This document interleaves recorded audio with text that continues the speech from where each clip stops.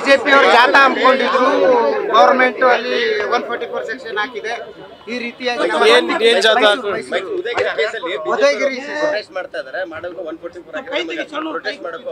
BJP ಜಾಥಾ ನೋಡಿ. ಮೊದಲೇ ಯಾವ ಬಡ ಬಿಜೆಪಿದವ್ರು ಪ್ರೊಟೆಸ್ಟ್ ಮಾಡ್ತಾ ಇರೋದು ಅದೇ ಹೇಳಿ ಫಸ್ಟ್. ಬಿಜೆಪಿ ಯಾವ ಬಡ ಪ್ರೊಟೆಸ್ಟ್ ಮಾಡ್ತಾ ಇರೋದ್ರಿ ಅದು ನನ್ಗೆ ಕ್ಲಾರಿಟಿ ಕೊಡಿ. ವಕ್ಫ್ದು ಒಂದು ಬಣ ಮಾಡ್ತಾರೆ ಅಂತ ಹೇಳಿದ್ರು, ಮಾಡಿಲ್ಲ.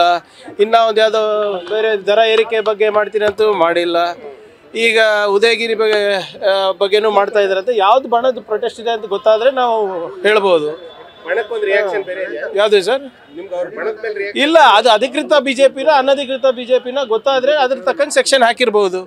ಆಮೇಲೆ ಬಿಜೆಪಿ ಅವರು ಬಹಳ ಸ್ಪಷ್ಟವಾಗಿ ಹೇಳಿಕ್ ನಾನು ಬಯಸ್ತಾ ಇದ್ದೀನಿ, ಅಲ್ಲಿ ಹೋಗ್ತಾ ಇರೋದೇನಕ್ಕೆ, ಅಲ್ಲಿ ಈಗ ಎಲ್ಲ ಆದ್ಮೇಲೆ ಹೋಗ್ತಾ ಇರೋದೇನಕ್ಕೆ? ಈಗ ಮೊನ್ನೆ ತಾನೇ ಪ್ರತಾಪ್ ಸಿಂಹ ಅವ್ರ ಮೇಲೆ ದ್ವೇಷದ ಭಾಷಣ ಮಾಡಿದ್ದಾರೆ ಅಂದ್ಬಿಟ್ಟು ಕೇಸ್ ಆಗಿದೆ. ಇವ್ರದ್ದು ಉದ್ದೇಶ ಏನಿದೆ? ಕರ್ನಾಟಕದಲ್ಲಿ ಕಾನೂನು ಸುವ್ಯವಸ್ಥೆ ಹಾಳು ಮಾಡ್ಬೇಕಂತ ದುರುದ್ದೇಶದಿಂದನೇ ಇವರೆಲ್ಲ ಮಾಡ್ತಾ ಇರೋದು. ಕಾನೂನು ಪಾಲನೆ ಮಾಡಕ್ಕೇನಿದೆ ಅವರಿಗೆ? ಸೆಕ್ಷನ್ 144 ಇದೆ ಅಂದ್ರೆ ಹೋಗ್ಬಾರ್ದಲ್ಲ ಅಷ್ಟೇ. ಏನ್ ಅವೇರ್ನೆಸ್ ಮಾಡ್ತಾ ಇದ್ದಾರೆ? ಪಬ್ಲಿಕ್ ಅವೇರ್ನೆಸ್ ಮಾಡೋದು ಯಾವ್ದ್ರ ಪಬ್ಲಿಕ್ ಅವೇರ್ನೆಸ್ ನಿಜವಾಗ್ಲೂ ಬಿಜೆಪಿ ಏನಾದ್ರು ಮಾಡ್ಬೇಕಂದ್ರೆ ಕೇಂದ್ರ ಸರ್ಕಾರ ಏನ್ ಕನ್ನಡಿಗರಿಗೆ ಅನ್ಯಾಯ ಮಾಡ್ತಾ ಇದ್ರೆ ಅದ್ರ ಬಗ್ಗೆ ಅವೇರ್ನೆಸ್ ಮಾಡಿ. ಹೋಗಿ ಕೇಂದ್ರ ಸರ್ಕಾರದಲ್ಲಿ ಮಹಾರಾಷ್ಟ್ರ ಸರ್ಕಾರ ಏನ್ ಕನ್ನಡಿಗರ ಮೇಲೆ ದೌರ್ಜನ್ಯ ಮಾಡ್ತಾ ಇದ್ರೆ ಅದ್ರ ಬಗ್ಗೆ ಅವೇರ್ನೆಸ್ ಮಾಡಿ. ಇದ್ರ ಬಗ್ಗೆ ಅವೇರ್ನೆಸ್ ಏನು ಅವಶ್ಯಕತೆ ಇಲ್ಲ ಯಾರಿಗೂ. ನೋಟಿಸ್ ಜಾರಿ ಮಾಡಿದ್ರು, ಒಂದ್ ವೇಳೆ ಗೃಹಜ್ಯೋತಿ ಹಣ ಏನಾದ್ರು ಸರ್ಕಾರ ಕಟ್ಟಲಿಲ್ಲ ಅಂದ್ರೆ ಜನ ಕಟ್ಟಬೇಕು ಅಂತ ಹೇಳಿ. ನೋಡಿ, ಅದು ಯಾವ್ದು ನನಗೆ ಗೊತ್ತಿಲ್ಲ, ಅದ್ರ ಬಗ್ಗೆ ಹೆಚ್ಚು ಮಾಹಿತಿ ಇಲ್ಲ. ESCOM is a corporation. ಏನು ಈ ಯೋಜನೆ ಇದೆ ಕಾರ್ಪೊರೇಷನ್ ಥ್ರೂ ಅನುಷ್ಠಾನ ಆಗುತ್ತೆ, ಸರ್ಕಾರ ಅದು ಪಾವತಿ ಮಾಡುತ್ತೆ. ಜನರು ಯಾಕೆ ಇಲ್ಲ, ಯಾರು ಅದು ಕೊಟ್ಟಿದ್ದಾರೆ ನನಗೆ ಸಂಪೂರ್ಣವಾದಂಥ ಮಾಹಿತಿ ಇಲ್ಲ ನನಗೆ. ಆದರೆ ಏನೇ ಇದ್ರೂ ಕೂಡ ಸರ್ಕಾರನೇ ಭರಿಸ್ಬೇಕು. ಇಟ್ಸ್ ಏನು guarantee by the government, not by the ESCOM. So ಎಸ್ಕಾಮ್ದವ್ರು ಯಾರೋ ಏನೋ ಮಾಡಿರ್ತಾರೆ ಅಂತ ಅದಕ್ಕೆಲ್ಲ ನಾವು ಗಮನ ಕೊಡೋದ ಅವಶ್ಯಕತೆ ಇಲ್ಲ. ಎಸ್ಕಾಮಿಂದ ಏನು ಆಗ್ತಾ ಇದೆ ಅದನ್ನ ಪಾವತಿ ಮಾಡೋದು ನಮ್ಮ ಜವಾಬ್ದಾರಿ ಆಗ್ತದೆ, ಮಾಡ್ತೀವಿ. ಯಾರು? ವಿಜೇಂದ್ರ ಅವ್ರ ದಿವಾಳಿ ಆಗಿದೆ. ಫಸ್ಟ್ ಅವ್ರ ಏನು ದಿವಾಳಿತನ ಅವ್ರ ಪಾರ್ಟಿನಲ್ಲಿದೆ ಅದ್ರ ಬಗ್ಗೆ ಮಾತಾಡಲಿ. ಕೇಂದ್ರದಿಂದ ಆಗ್ತಾ ಇರುವಂಥ ಅನ್ಯಾಯ ಏನಿದೆ ನಮ್ಮ ರಾಜ್ಯಕ್ಕೆ ಅದ್ರ ಬಗ್ಗೆ ಮಾತಾಡಲಿ. ಸುಮ್ಮನೆ ಪಾಪರ್ ಸರ್ಕಾರ, ಆ ಸರ್ಕಾರ, ಈ ಸರ್ಕಾರ ಅಂತ ಹೇಳ್ತಾ ಇದ್ದಾರಲ್ಲ. ಇನ್ನೇನು ಮುಂದಿನ ಶನಿವಾರ ಬರಲಿ, ಅವರಿಗೂ ಆಹ್ವಾನ ಮಾಡ್ತೀನಿ. ಕಲ್ಯಾಣ ಕರ್ನಾಟಕ ವತಿಯಿಂದ, ಬೋರ್ಡ್ ವತಿಯಿಂದ 1000 ಕೋಟಿ ರೂಪಾಯಿದು ಕಲ್ಯಾಣ ಪಥ ಉದ್ಘಾಟನೆ ಆಗ್ತಾ ಇದೆ.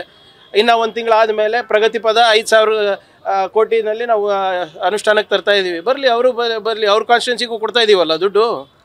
ಸುಮ್ಮನೆ ಪಾಪರ್ ಆಗಿದೆ ಸರ್ಕಾರ ಏನಿದೆ, ಏನು ಅಂಕಿಅಂಶಗಳಿಗೆ ತೋರಿಸ್ಲಿ ಸರ್. ಅವರು ಸಾಲ ಮಾಡಿ ತುಪ್ಪ ತಿಂದಿರೋರು ಅವರು, ಅವರ ಏನೋ ಸಾಲದ ಬಡ್ಡಿ ಕಟ್ತಾ ಇರೋದು ನಾವು.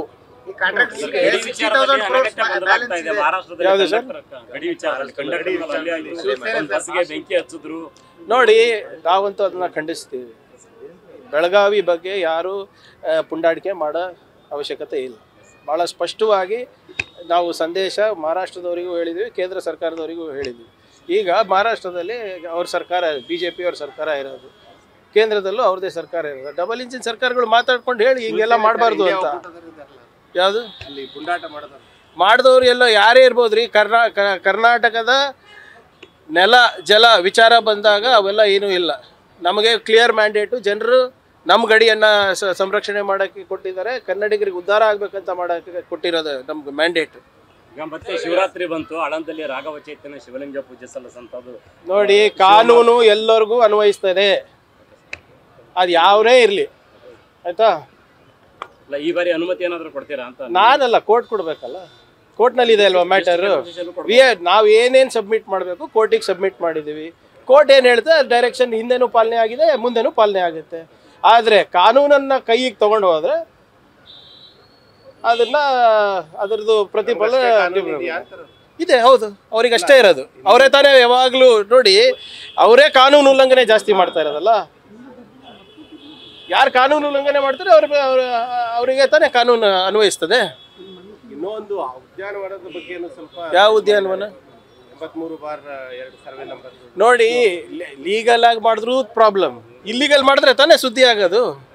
ಇಲ್ಲಿಗಾಲಿಟಿ ಏನಿದೆ ಅದು ತೋರಿಸ್ಲಿ. BJP ಅವ್ರು ಆಯ್ತಲ್ಲಪ್ಪ, ಈಗ ಎಷ್ಟು ಕೇಸ್ಗಳು ಆಯ್ತು. ಈಗ ನನ್ನ ರಾಜೀನಾಮೆ ಕೇಳಿ ಈಗ 4 ಸರಿ ಆಯ್ತೇನ್ರಿ BJP ಅವರು? ಆಯ್ತಾ ಇಲ್ಲ? ಯಾಕೆ ವಿಜೇಂದ್ರ ಅವ್ರು ಯಾಕೆ ಬಂದಿಲ್ಲ ಕಲಬುರ್ಗಿ ಪ್ರೊಟೆಸ್ಟಿಗೆ?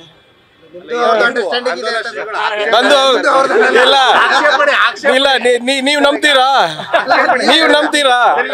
ವಿಜೇಂದ್ರ ಅವ್ರು ಹೇಳ್ಬಿಡ್ಲಿ ಪ್ರಿಯಾಂಕರ್ಗೆ ಜೊತೆ ಅಂಡರ್ಸ್ಟ್ಯಾಂಡಿಂಗ್ ಇದೆ ನಂದು ಅಂತ.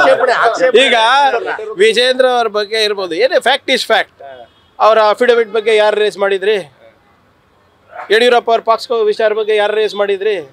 ಇದು ಅಡ್ಜಸ್ಟ್ಮೆಂಟ್ ಅಂತಾರ? ಅದಕ್ಕೆ ಹೆದರಿದ್ರು ಅಂತ.